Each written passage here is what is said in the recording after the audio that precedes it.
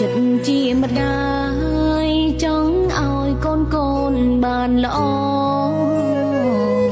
មានកន្លងធមាគាជីវិតប្រពៃ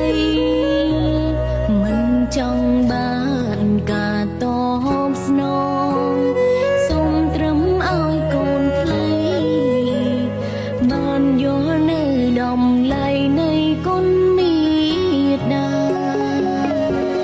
ភាពជោគជ័យមិនសមដល់ទ្រព្យសម្បត្តិឡើយសំខាន់ផ្លូវចិត្តធូរស្បើយគ្រួសារ